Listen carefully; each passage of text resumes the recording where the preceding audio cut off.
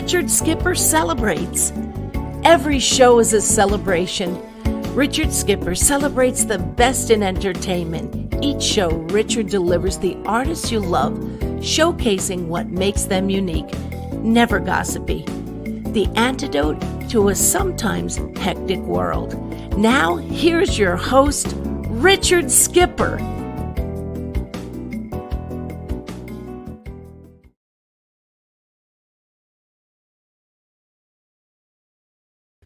Happy Wednesday, everyone, and happy matinee day. And I am so excited because today we have Lisa Howard on here. I have been a fan of hers since I saw her on Broadway, and It Should Have Been You.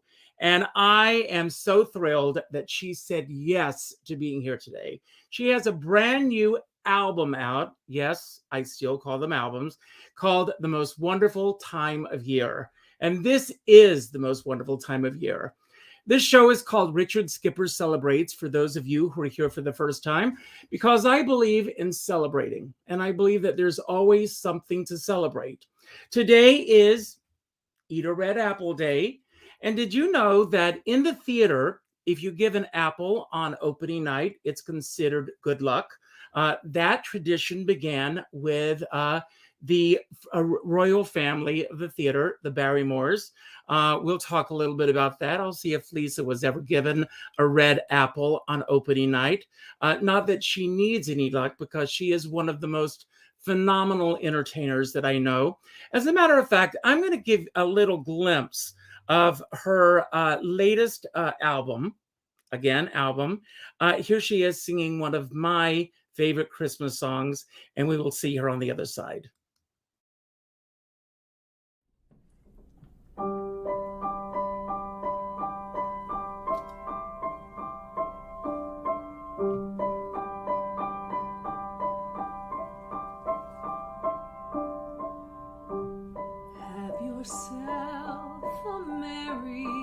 Christmas, let your heart be light.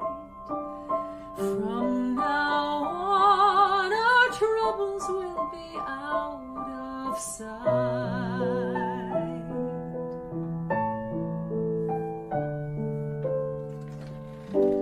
Have yourself a merry little Christmas. Make the Yuletide gay. From now on, our troubles will be miles away.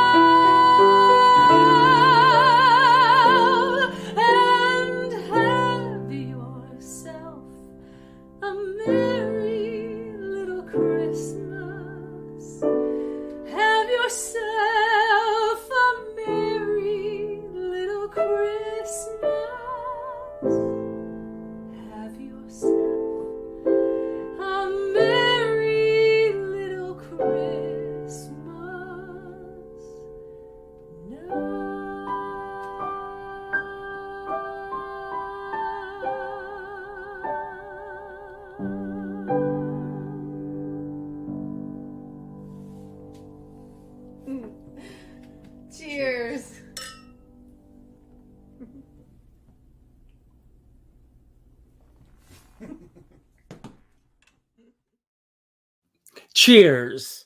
And that concludes our show for today. Lisa, I am so thrilled that you're here. And this is not lip service. I downloaded, yes, we download these days. I downloaded your CD and I've listened to it over and over and over again. I can't get enough of it. It's I'm just, so glad you like it. I love it.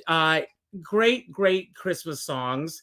And I want to ask you, in addition to the fact that you've got this new CD coming out, you're going to be performing at Feinstein's 54 Below on the 12th.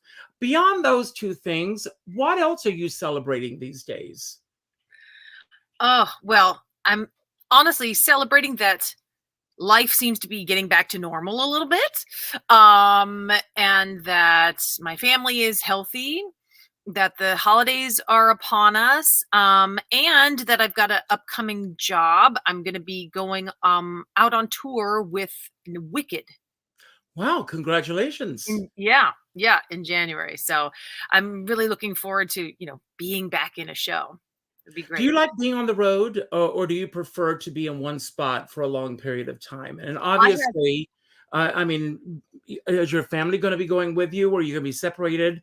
And what does that do as far as the dynamics of the family are concerned? It is difficult. I haven't been out of the road in years, other than when you leave to do an out-of-town run, which is obviously shorter than this basically 7-month contract that I have coming up. But they will come out and be with me as often as they can. A lot of the time that I'm doing is over summer, so my kids will be able to come out and spend a lot of time in Boston with us. And my husband's going to bring them out quite often, so we'll be okay. We've done this before where it's just been like 3 months at a time or whatever, so the kids are used to it, and they're a little older now, so they understand a little more. But it'll be really nice to be back in a show. Well, as I said in my introduction, there are so many things. I love celebrating anything that I can find to celebrate. Today is Eat a Red Apple Day. Have you ever heard the tradition of the red apple on opening night in the theater? I have not, but I kind of love that. I might start that. That seems like a pretty easy opening night gift, and it has a lot of meaning behind it too. I love that. Well, when I started in the theater, my first mentor gave me a red apple and told me to go and do the research on the Barrymore family. And actually, the Barrymore Award is an apple. And I know that you came to New York a lot later than I did. As a matter of fact, I asked your publicist, who is a dear friend of mine, Richard Hillman, if he would ask you to send a couple of photographs of you when you were 5 years old at Christmas. Well, yes. I'm going to start. First of all, this is me and my sister at 5 years old at Christmas. I'll start there. Here we are. Yes. And then I asked for photographs of you. And full disclosure, here you are. And I love these photographs. Here you are with your family. And I love this photograph. And then I love this. Now, I have something to... 1979 was my first Christmas in New York. I was 18 years old. I moved to New York in August of 1979. And so that first year in New York, tonight in New York, for those who are around the country watching, the tree lighting ceremony. So that first year in New York, I went to the tree lighting ceremony. And something I will never do again. Because crowded. Yes. Have you ever gone?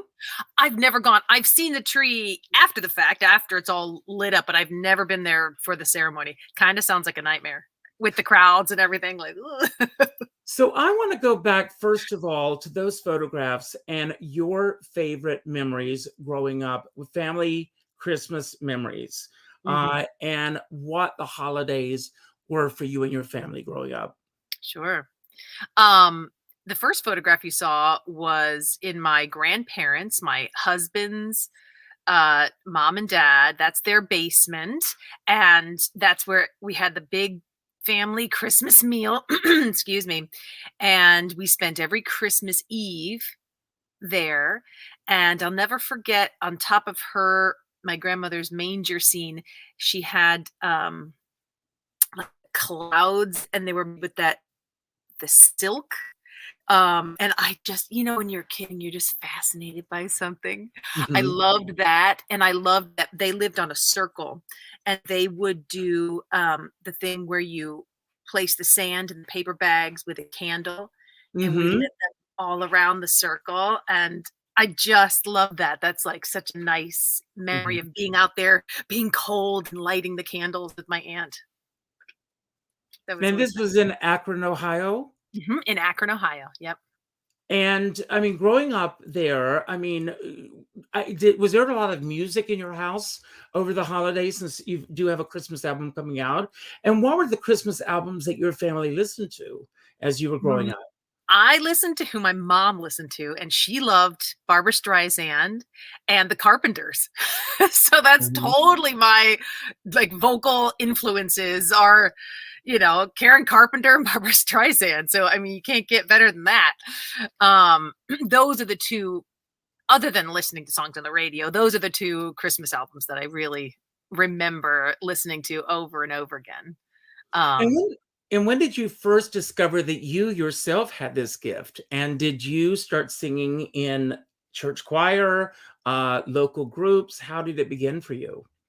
for me, I loved our Broadway show albums, the actual albums, Mhm. you put it on the record player. Yes. And I would sit in our dining room where our record player was and listen to them. We had Annie and The Sound of Music and Grease, and I can't think what else right now, but I would sit and listen to those albums and just sing and annoy my older brothers. Oh, tell her to stop singing.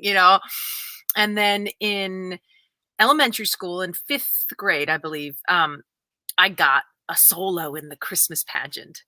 And afterwards, someone said to my parents, "Oh, you should really get her voice lessons." And they were kind of like, okay, that sounds cool. And so I started taking voice lessons, and then I did show choir, which is Mhm. really big where I'm from in Ohio. Midwest, very big thing. It's not like Glee. It's not as glamorous as Glee, but it taught me so much. And I got in as like an eighth grader. And so that's really where I got that bug for performing and utilizing those singing lessons. Do you have a recollection of when you realized beyond the albums, beyond the school, that there was the possibility of a career in show business, that Mm. world existed out there? Yeah. I think I remember in fifth grade when I had first gotten that solo, and they were going around the classroom and asking, "What do you want to be when you grow up?" And I said, "I want to be on Broadway." Mhm. I didn't even know what that meant, really. I just knew I liked these songs. Um, and then I had continued taking voice lessons and doing show choir and, doing our school musicals. And by about my junior year, my voice teacher said, "Okay, do you want to take this seriously?" Because yes, you don't want to practice when you're a kid. And she said, "Because if you do, then you're really going to have to step it up." And I think it was that her giving me a little kick in the pants Mhm. that sparked lit the fire. And I kind of thought, you know what? I think I do want to try this. I think I do want to pursue this. And Were you the kid that always got the roles that you went after? a lot of the time, yeah, yeah, Mhm.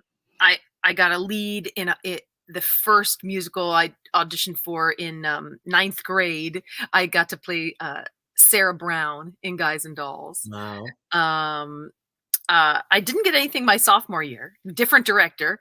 But then each year subsequently, I got a nice size role, and I would get solos in my uh, pageant. But my voice teacher, she didn't let me just kind of sit back on that and be like, "Oh well, I can do it." She merely made me work at it, which I thank her for now. Yes, absolutely. Yeah. Now, arts and education is something that's very important to me. In your formative years, in either elementary, junior, high school, did you have a great arts and education program? And if so, can you talk a little bit about the teachers that you had and what they instilled in you that you still carry through with you to this day for those people that may be watching Yeah. who also aspire to be in this business? I actually, for being so far removed from New York and Broadway and what all that means, now I feel like today there are great programs Mhm. everywhere. There's so many more like musical theater programs and camps and all this kind of stuff, but they really didn't have all that back, back when I was Right. younger. And I do find that I got exactly what I needed though, because I sought after it and I joined the groups. I had done ETC, which was this county-wide show choir, not just from my high school, but you had to audition to Mhm. get in, and from lots of different schools. Um, that really taught me a good work ethic in performing, because it was extracurricular, most definitely, Mhm. and you had to Mhm. go above and beyond and do it, and we knew so many routines, and we performed here and there and did competitions and all that kind of stuff. My voice teacher, Jean Blair, she had been singing and teaching for years and years, and like I said, she didn't let me sit back and just kind of fly with my natural talent. She Mhm. really pushed me to be better. My choir teacher in high school, Basil Koken, he was a fantastic musician and taught us to be good musicians. So I really, for not having all these fancy programs, I did get what I needed to at least show me that this is what I loved. And I'm so appreciative of that. I took some dance classes because I wasn't really a dancer, but I was like, "Ooh, if I'm going to do this, I better find some dance classes." Good for you. Good for I you. wish I had. I was kind of a tomboy, and when I first started taking voice lessons, um, Well, I was reading in my research, you were very athletic, you were very sports oriented. yeah, You so could have gone in a completely different direction. completely. I was taking voice lessons. Down the hall, there were dance classes, and I don't know, I was 11 or 12, and my mom said, "Hey, do you think you might want to take some dance classes?" And I was like, "No, that looks stupid." Like, I was like, "That looks dumb. I don't want to take dance classes." I thought, "No way. I'm playing softball. I'm playing volleyball. I'm not taking dance classes." I mean, I think it was okay in the end, but I can imagine how much of a better dancer I would have been if I had taken dance the Well, way my you mom pretty well. suggested it. But once you made up your mind that you were gonna pursue this as a career, did you ever waver from that? Mm-mm. I mean, I had moments of doubt, like we all do, Mhm. after you've been in the city for, just that first year and a half, and nothing's happening yet. I remember I called my mom once and said, "If I came home, would you think of me as a failure?" And she said, "No, I think you're the bravest person I know for even moving to New York and trying this. Of course not." And so, of course, her saying that spurred me on and gave me Well, the I wanna courage. talk in a moment about that how that happened, but, I mean, after you finished high school, you went to conservatory, in Cincinnati, Yep, and, Cincinnati there's Conservatory. There's so many phenomenal people that came out of that conservatory. Leroy Reams and Pamela Myers and Harvey Evans, Yeah. and the names just keep going on and on and on. What is it about Cincinnati, Ohio, that just has, for lack of a better, just churns out so many phenomenal, talented people? I mean, I don't know if there's something in the water in Cincinnati. No, just kidding. I think the program didn't baby anyone. It was a little like how the real world is. And And Doris Day, I might add, by the way. you really had to work for it, because Mhm. everybody there was the best of the best where they came from. And, there was no holding back. And if you weren't cutting the mustard, they cut you out of the program. They were like, sorry, you should go major in something else. Now, some people that happened to, they of course went on and were successful in the business. But for Mhm. right then, maybe that was the impetus they needed to really start working, or whatever that was. But you really had to be on your game in school. And I think that prepares you for that work ethic, and that Mhm. it's not just coasting in and somebody's going to discover me and I'm going to be a star, you know what I mean? Mhm. Like, you really have to work for it. And I think they do a really good job of that at CCM. And what was the deciding factor for you to come to New York? And when did you know that you were ready to come to New York? Or was it just a leap of faith? I mean, I knew I had my plan. We do your 4 years, your senior year, you do your showcase, you go to New York, you get an agent, and you move there. That's what I Mhm. did. There was not a doubt. I wasn't like, should I go to LA? Should I try Chicago out for a while? Or maybe I'll stay at home and save up some money. No, I went right there. In hindsight, I probably should have saved up a little more money, because I came with, I don't know, I think it was $2,000 in my bank account and some suitcases, and I had a sublet in somebody's apartment, and got a job waiting tables, and that was that. Though that first year of, because when you're in college, sure, I had jobs, but your parents are still supporting you, and then moving to New York and having to figure out money, really, and paying your rent and having a job and still auditioning and all that stuff. I mean, it took a little while to figure it out and get it get it together. The other night I had Jordi Caballero on the show, who is, a very world renowned Spanish actor and choreographer. New film, Tango Shalom. I recommend it to everyone. Go and watch it. But we talked about what we refer to as the Hunger Years.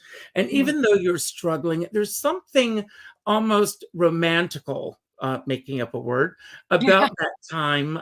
And what were the pluses about that time as you're discovering who you are on your own for the first time in your life, really, in New York?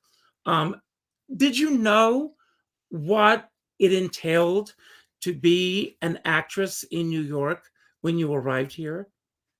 I think I did. And some people say all those years of rejection, can, for some people, eat away at that confidence you have in your own ability. I honestly can say that it didn't eat away at that. It was just kind of a matter of like, all right, let's get this moving here. Let's go on, because I know I can do it. And I had almost been in the city 2 years, and I had an agent, and I was going to calls through my agency, but then I was also going to open calls too, because like I said, you're young and you're eager, and you'll get up at 5 a.m. to go sign that list. And although I bet nowadays you could probably do that online, huh? You Mhm. could probably sign up on, like, we had to go sign up on the I list. know, it was a different world.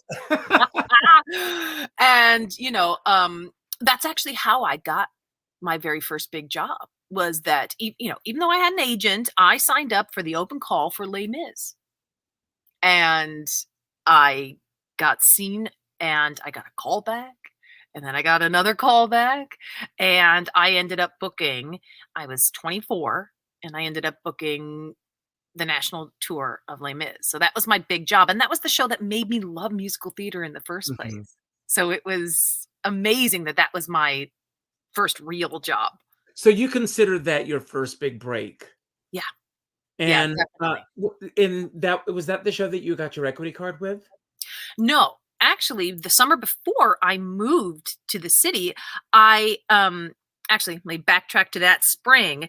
Paul Blake, who is the artistic director at the Muni in St. Louis, Oh, he yes. came to our um our program and wanted to workshop a show, Sleeping Beauty, that he had been working on.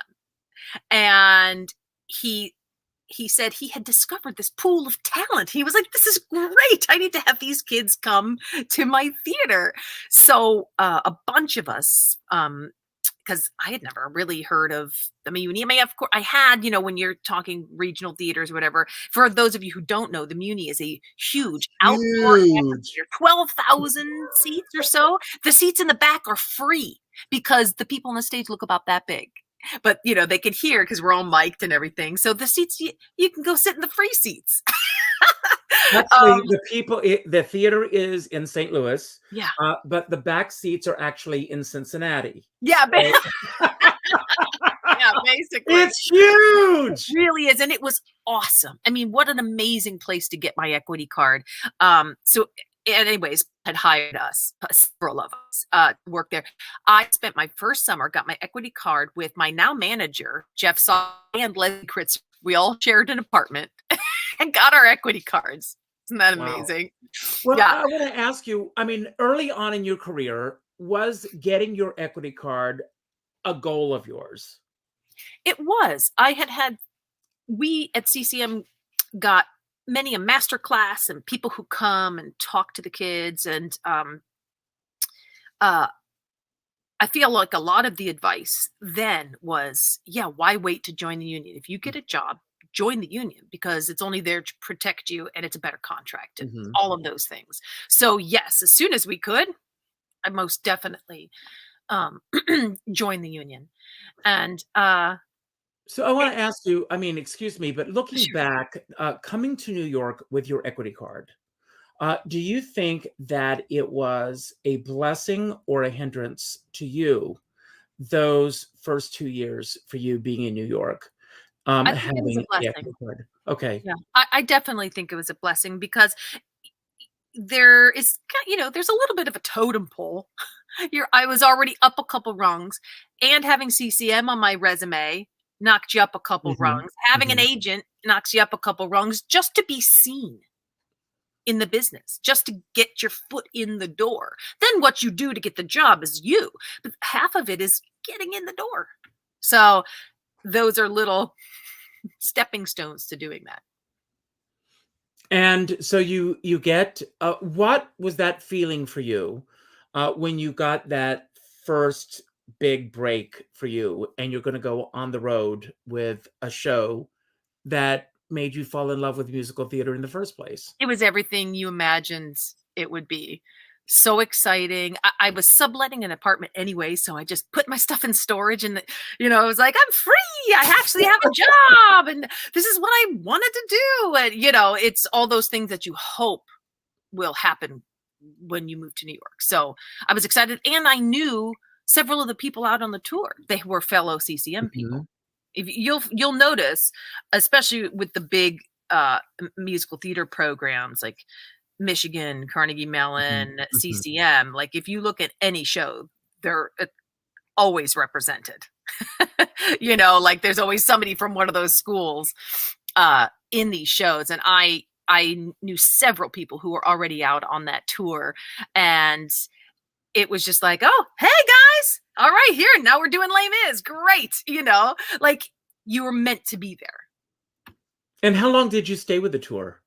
I did that tour for 2 years. And on that contract, on the chorus contract, it's open-ended. You could stay as long as you want. But I thought, I'm new to the city. I got to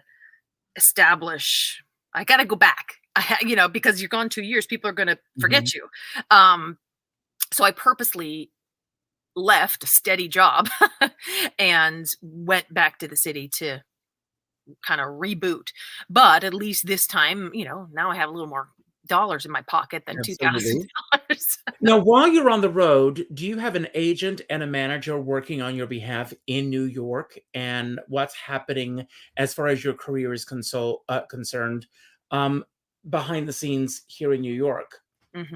Yeah, most definitely. Because when I go this time, they'll still be sending me self-tape auditions for TV shows, and they were really good, and working out. So if I get a day here on this show or whatever, you could take that day and fly in and tape and come back, all of that kind of stuff. Speaking of that, which fingers crossed, I did shoot a day, a character on the new Julian Fellows show, The Gilded Age, which is The Gilded starting Age. Oh my January God. 24th. I know, I'm so excited. I play Mrs. Henry Skirmerhorn. So fingers crossed they bring her back season 2. Everybody out there, they're going to bring choo-choo. her back season 2. I can see it already. Yes. Thank you.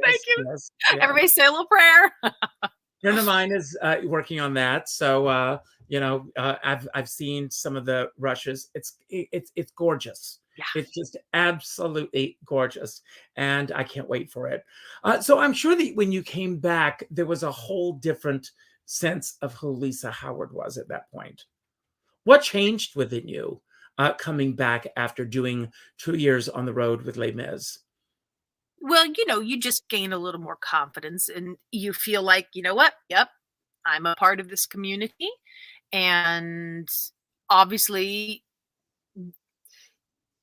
it's not just in your head, you thinking you can do it. You know what I mean? Like once you get that first big job, you're like, yep, I'm supposed to be here. This is great. Let's keep going. Let's keep moving forward and going to that next goal. So then the next goal for me was getting in a show on Broadway, like in New York. Even though, I mean, Les Mis, it's the same show. It's the same people working on the national tours, but you want to be in the city, right? So that was my next goal. And so it happened. So it was several years. It was still another 3 or 4 years before that happened. And so then that's another trying time. You're thinking, okay, I've got this great credit, and I did regional work. In regional theaters and some good roles and things, but it was when I had met William Finn working at the NYU Graduate Musical Theater Writing Program. And I did a lot of their workshops every spring when they had new thesis projects. They hired actors in to come and sing them and learn them. And so Bill Finn got to see me do, so many different types of roles, so many styles, all of that. And when it came time for him to do his workshop of this little show called Spelling Bee, I auditioned for him. Funny story about that is that I knew the musical director, Vadim Feichner, from NYU. He was a student there and then became one of Bill's musical directors. And I called him up. I said, I hear Bill's doing a reading in the Barrington. I don't have an audition for this. Should I come in? He was like, don't bother. I don't know what this is. Something about a spelling bee. We're making like 2 cents. Don't bother. And so I was like, okay.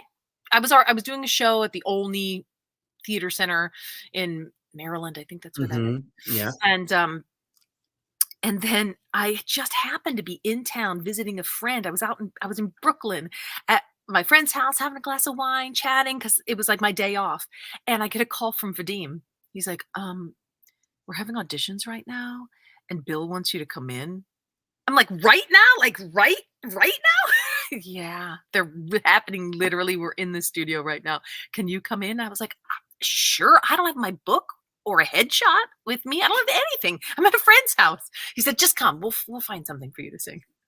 So I went, and Carmel Dean, who was the accompanist at that time, who also worked on Spelling Bee with us, she had somebody else's book. She was playing a cabaret for somebody that night, and she said, I have this music. Do you know any of these songs? I was like, I flipped through. Well, I sang that once in school. Let's sing it. So I sang that. And then they had me sing, I think, Somewhere Over the Rainbow, like a cappella. Bill knew what I could do. And then it was the other people, because Spelling Bee came from the improv world. And so they described the character of Rona to me. And then they said, okay, now just talk to us as Rona. I was like, okay. And so I did, from what they described. And I found out after the audition that all the improv people were like, no, she's not funny. We need somebody funny. She can't do it. And Bill's like, I've seen her do everything. Well, I need someone who can sing. It's only thanks to Bill that I got that job. Well, God bless him. Thank I know. God. And our book writer, Rachel Schenken, said, I was there. And she said, honestly, you did a great job. You did exactly what they told you to do. And I was like, thank you, Rachel. I just was the character, and I wasn't trying to be funny. Mm-hmm. Because I'm not from that world where you try and make everything the joke. I just was the character. And so I didn't make them laugh per se. So, I was like, in their minds, out. Who knows what's going on in their minds? I mean, I've done a lot of shows over the years where they want demo reels that you send in, and they'll go, well, we want a little bit more humor. And then you send something with a little bit more humor, and then we want more singing. So it's hard to figure it out. But I do want to, before we, I want to get all these things in, but I want to ask about It Should Have Been You and how that came along. Barbara Anselmi is a dear friend of mine. But how did it all happen for you? I believe I got a call to do the very first reading. I don't know if it was the very first reading, but when she had called me, the first time I got to do the reading of It Should Have Been You. And she just called me and said, I think you'd be great for this part. Would you come and do this reading? So of course, sure. and then I did another reading. You know how it goes. Mm-hmm. And then I did another reading, and David Hyde Pierce was on board. And then we finally, after reading, we finally got to do a production of it at, what's the theater in New Brunswick? I'm blanking on the theater name right now. Sorry, don't take any offense. Anybody.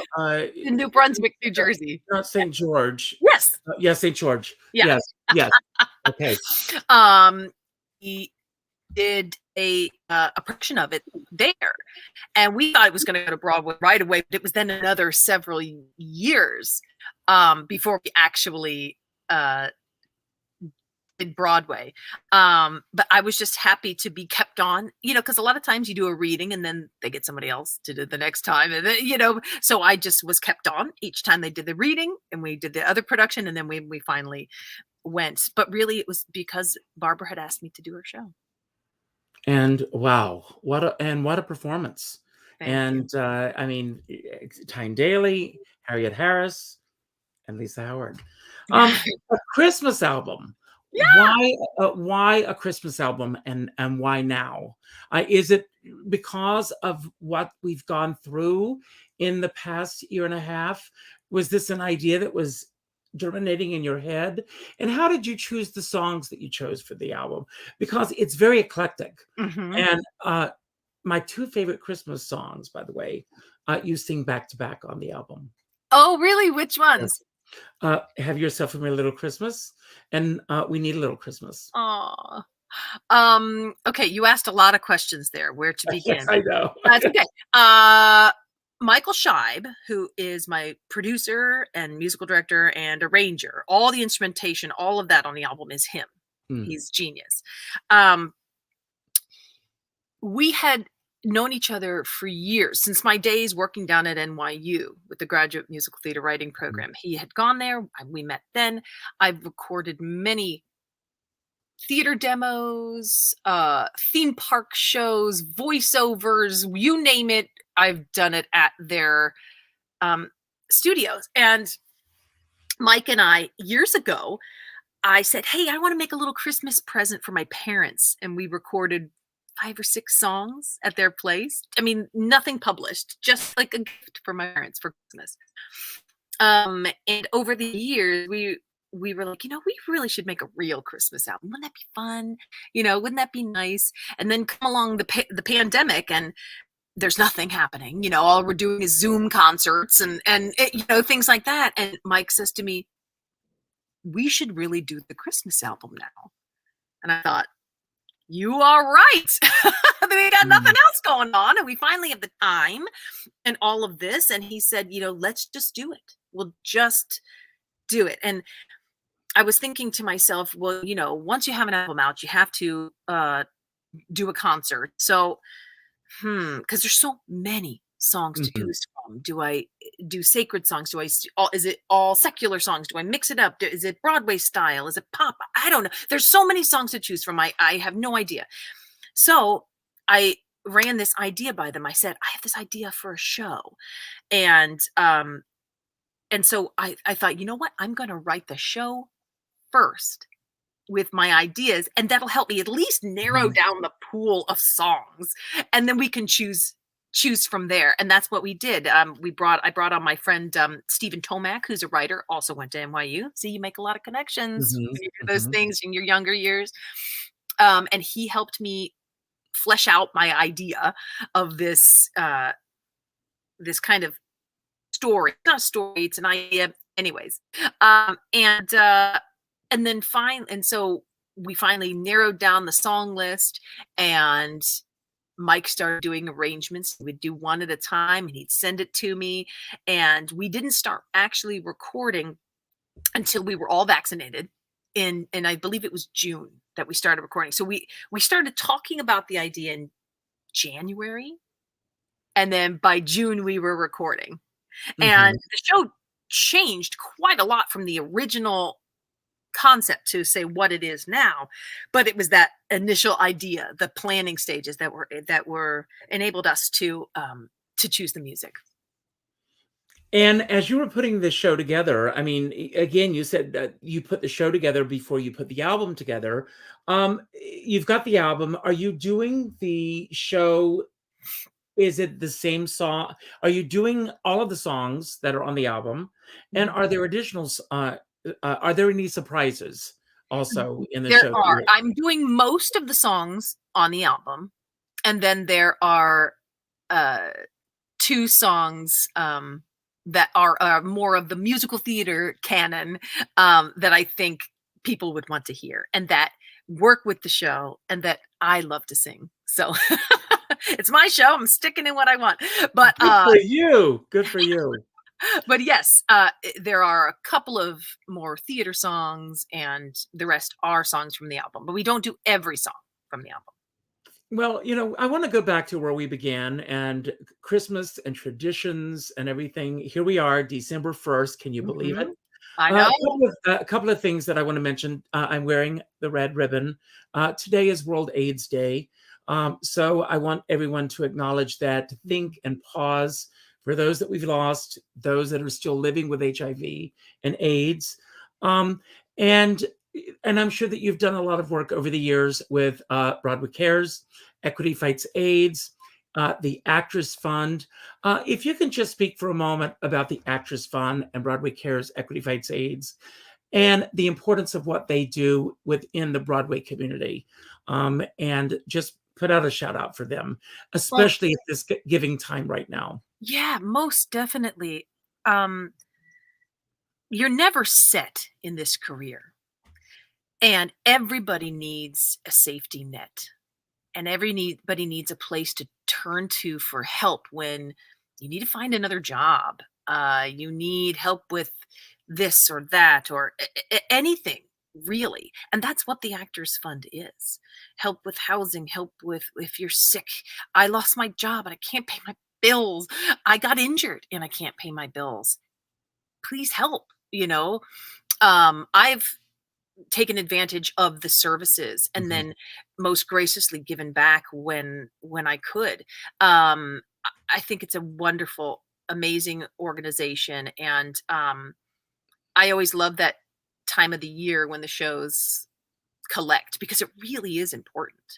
And of course, this year they can't do it because of COVID, and it's not happening this year. I mean, this year. You know what we should all do? I think we should all get our own little red bucket and do our own little fundraisers on our social media platforms, just like you would be doing in the theater. We standing out there in our costumes with our red buckets. Maybe we should all do that. Well, everyone who's watching, if you can send something to Broadway Cares, Equity Fights AIDS today, send it on behalf of Lisa and myself. We both thank you for doing that. I'm going to do that. So I think it's a great idea to do that. And have you done any of the Gypsy of the Years? Well, now we call them the Legacy Awards. Forgive me for that. Have you done any of their big fundraising events? Yes, yes, especially when I've been in a show. I think I participated definitely. I know I haven't done it every year, but I did participate when I was in Spelling Bee. So that was really fun. And a couple other times, but things blur together. But yes, most definitely. And I think it's great. It's a lot of fun. It brings the community together, and you know that you are helping your community, but also the reach is much farther than just Mhm. the Broadway community. Um, there's is the women Phyllis Newman's Women's Health Initiative, all of these things that the organization helps with. So it's our community, Mhm. and it reaches much further as well. Absolutely. And I want to ask you, from going back to when you were 5 years old, uh, Christmas traditions that were part of your family Mhm. that you still have that you carry through to your children today. Ah, well, you definitely in our house, you could not just run downstairs and open presents willy-nilly, right? You had to wait till everyone was awake, and I can remember sitting on the landing, like the top little stairs, with my brother being small enough.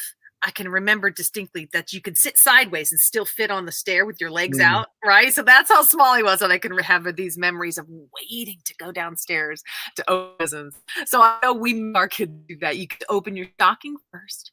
Then once everybody is ready and everybody is set and somebody passes out the presents, there's no running out and just tearing everything open like you see in the movies. But I loved that. It made the anticipation better. It made when you finally got to open your presents a little better. So of what we did as a kid and what I have my kids do, that's one thing we have to we can go and open our stockings first.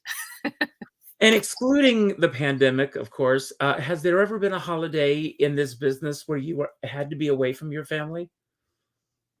Yeah, many a holiday, many a wedding, uh, family celebration of this or that. Yes, that is a downside about this business because you Mhm. can't always get those personal days. You can't take them off, or you're not allowed to take this day off, and you do make sacrifices in that way, of not having a typical schedule, of having to miss things. So that can be hard, but it comes with the territory. Well, what would you go back and say to that 5-year-old Lisa Howard who we saw in the earlier pictures, looking back on all that you've accomplished thus far? What would you say to her? And what Christmas wish would you impart to her at this point? Mm. I would say to her, keep singing. Don't care what your older brothers say. Keep singing. Were they supportive, by the way? Yes, eventually. But when you're a little kid, you're annoying and just singing, and they would be like, be quiet. No, but definitely when they knew that I took it a little more seriously. They're definitely supportive. I'm very lucky in that way to have a very supportive family. So I would tell that little 5-year-old to keep singing, keep believing in yourself because you can do it. And what was the second question? I What you forget. would say I mean, what the Christmas wish that you would impart to her? Oh, the Christmas wish. Um, I would say to her, take the dance lessons. I love it. Now, Lisa, as we wrap up, my one of my favorite shows was Inside the Actors Studio Mm. with James Lipton, Mhm. and this is my homage to him. I have some random questions I'm going to ask you. He always ended his show with his questions. These are not his; these are mine. And my first question to you is, what is the biggest why in your career that still baffles you? The biggest why in my career that Yes. baffles me. Mhm. Hmm. Biggest why. Guys, sorry, I have to think about this. Mhm. The biggest why. Hmm. I don't know if I'm answering this correctly. Um, but it has to do with image in the theater, and why do women have to look a certain way, and if not, it's a part of the character and a part of the plot that they have to talk about it. Being a plus size woman, I have played many a role, some not, like Rona Lisa Pretty. It was just a person. But if, and you'll notice this a lot in television and movies, if there is a woman who is bigger, it is, Mhm. especially in the theater, it has to be commented on, and it has to be almost a part of the plot. And why is that still so? There are so many people I am so glad you brought this up. Thank in the you. world who look different ways. You're not always talking about it. Why does that have to be a plot point? Can't she just be a person? And I know many people have brought this up before, but if for my career, that's a why. Hmm. Hmm. And I have noticed in some movies and television shows, when a character is supposed to be an ugly duckling character, and she's referred to as an ugly duckling character, and it bothers me that Mhm. that character was cast in that role based on her looks. Mhm. That is something that really gets deep down into my core. Yeah. So you answered that question perfectly. So thank you. The question is, who do you consider your who do you consider to be your main community? And what I refer to by community are those people that you share your dreams with, those people that you share your innermost desires with, those people that you share the good times and the bad times with. Hmm. Well, I'm very close with my mom. I share all of that with her. I have cousins that I'm very close with. But also I have very good friends that I've met doing shows here. Um, I have to say, it is a small group because actors are very good at making friends, and you have show friends, and you get very very close, and but once the show moves on, those friendships move on, and there's always one or two that stick from Mhm. going from show to show to show. um and though, like, my friends Mike and Brent, who are the producers of my album, those are the friends that stuck, after working with them for so many years. So you have just little pockets of people from your life. And it's always surprising to me too that even as an adult, you can meet a new friend and then they become part of that, which is lovely. And it can tend to shift and morph as people come in and out of your life. But there's always been my mom and family, and then that small core group of people that you just connect with. And because, like I said, actors, you meet so many people, Mhm. and but really those that, like you said, like you share all the things with. It's a very small group, and that's a good thing, I think. I You think know, that's wonderful. yeah. And God bless your mom. If she's watching, you did well. Thank you. What is the best example of someone helping you out in this business? Mm. Some helping me out. You think? Um, you know who's really supportive of young artists, especially from CCM, is Leroy Reams. Yes, yes, yes. One of my dearest friends. I He love you, sure Leroy. he sure is. I mean, there have been numerous people over the years that introduce you to someone or whatever, and I think he comes top of mind because I just saw him perform yesterday at Birdland. But he was always What was he doing at Birdland yesterday? we did the lineup. Susie Mosier's the lineup. Ah, Yeah. Susie. I love you. But Clea Blackhurst was her guest host last night, and it was a blast. It was a really great lineup, and it was a lot of fun.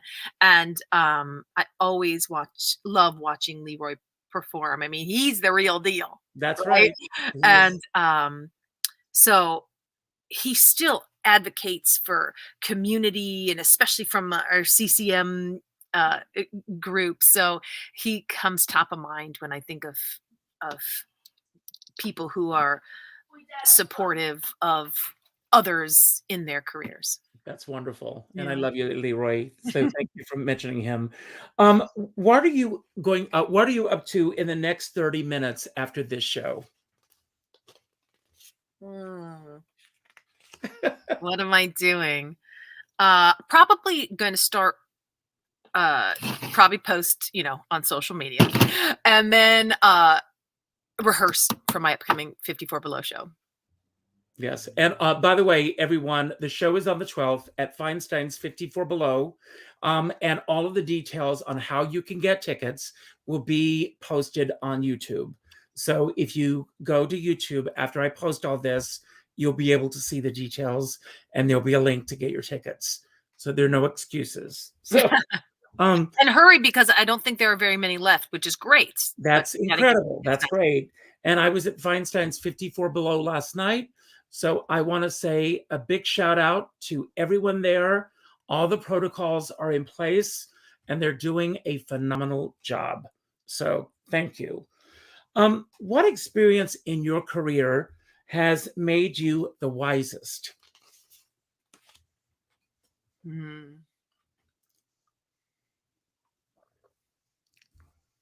That's a really good question. Has made me the wisest. Gosh. There are lots of little moments, but honestly, isn't it all for all of us time? Mm-hmm. Time and experience, and having that confidence in yourself. Especially after I did It Should Have Been You. When you really lead a show and it's on your shoulders, and after doing that, performing on the Tonys and doing all of that, there's something that kind of settles in you. And I don't know, it's just a combination of all of that. I can't pin it down to one moment, but I especially remember after that show walking a little differently in my ability. That's great. That's wonderful. What was the best question that you ever asked in this business that propelled you forward in your career?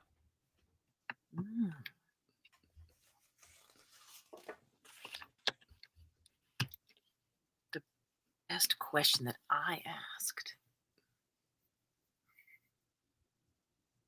Can I be seen for more TV and film? Anyone Hello? watching? Yes. Hello. When have you listened to your hunches in this business and it was the right one?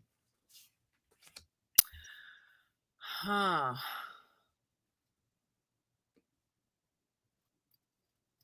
think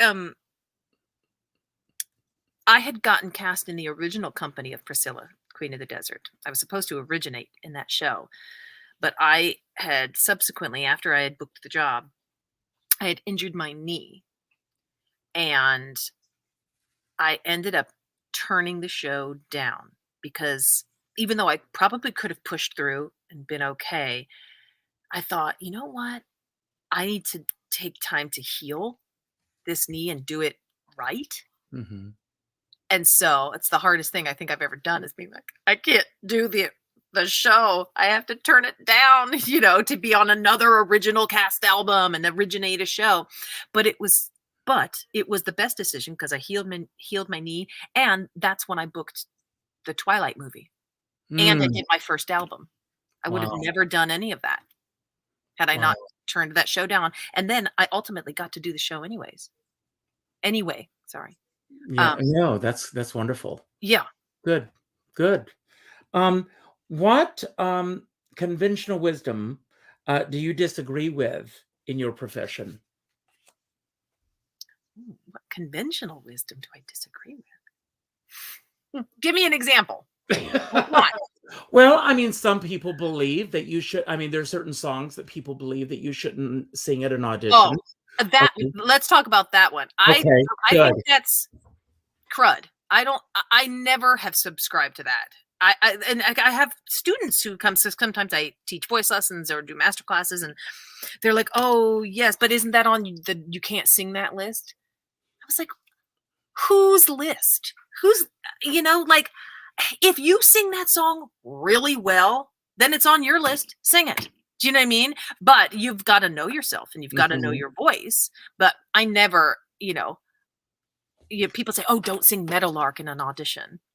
Okay, well, sure, it's a really long song, but I had it in my book, and you better believe when I was auditioning for Martin Gare, they were like, "What else do you have in your book?" And I was like, "Da da da da da," and I said Meadowlark, and they're like, "Yeah, sing that." I was like, "The whole thing?"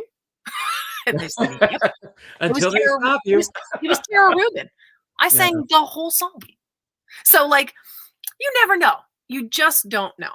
And I don't think there are any songs that should be off limits because if you do it well, And then you own it. And you and own you it. own it, then it's yours. It doesn't I matter. agree. I my opinion. Well, and I'm with you on that. Yeah. And this is my last question for you. Mhm. Do you journal or have you ever journaled? Have you ever thought of writing your memoirs? Actually, during the pandemic, I started journaling. I don't do it every day, but I haven't in a little while. Now that the world's gone back to normal, I'm crazy busy again. But I did start doing it, and I do find it helpful Mhm. in a strange way. I was never a big journaler before, but no, I have never considered writing my memoirs. I mean, Well, you maybe never. down the road, maybe sometime down the road, but no, Well, I maybe just that's a hunch that will change. yeah. Well, Lisa, I am such a fan of yours. And the fact that you said yes to doing this today means the world to me. Don't go anywhere for a moment. I want to thank everybody who tuned in today. I know that I can speak for Lisa when I say this. Those of us in this business, when you take time to spend time with us, we don't take it for granted. No. So the fact that you chose to spend an hour with us today means the world to me, and I'm sure for Lisa as well. So thank you for being here. I hope this won't be your last time if it was your first time. On Richard Skipper Celebrates on YouTube, there's a little button that says join the celebration. I replace the button that says subscribe with that button because I like to think of this as a celebration. There have been over 350 other artists on this show. I believe in celebrating artists and their body of worth. Again, life is about celebration, and we need to celebrate everybody, each other, and each thing every day. Look for the celebration. And if you enjoyed today's show, leave a comment, share this with your friends, tell others, and I hope that you'll come back. Tomorrow we have Sharon McKnight on the show, and she is one of my favorite artists as well. Tell your friends. And I also end every show by telling everyone to go out and do something nice for somebody else without expecting anything in return. Go to your Facebook friends list and go to the first name that pops up. And then what you're going to do is you're going to go to Amazon.com and you're going to order 2 copies of The Most Wonderful Time of the Year. You're going to keep one for yourself and you're going to send one to the first name that pops up. And you're going to call them and you're going to tell them what you've done for them. And you're going to tell them what they mean to you in your life. Not with an email message, not with a text message, not with a private inbox message, but a phone call. Because as our dear friend David Friedman says, we're all in this together, but we're not in the same boat. And I always say, if you're going to go out in a boat, make sure you bring a skipper along. Now, Ha! Lisa, I'm going to leave the screen and I'm going to give you the final word. Anything that you want to say to everyone who's watching about anything that we talked about today that you want to expound upon, anything that we didn't talk about that you wish that we had spoken about, or just any message that you want to put out to everyone who's watching. And don't worry about how to end the show, because as soon as you say goodbye, I will end the show. And anytime you have anything to talk about, you have a place on my show.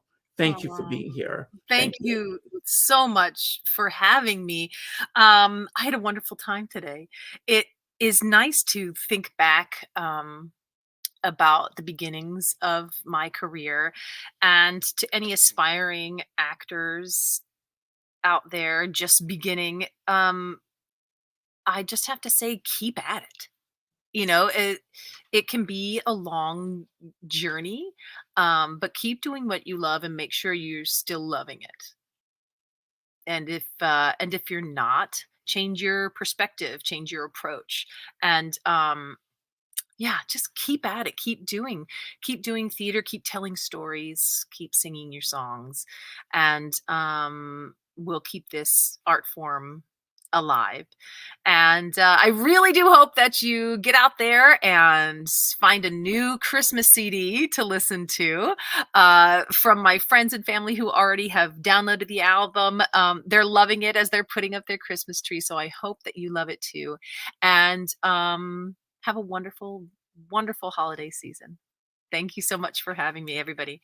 Take care and have a great, great day. Bye.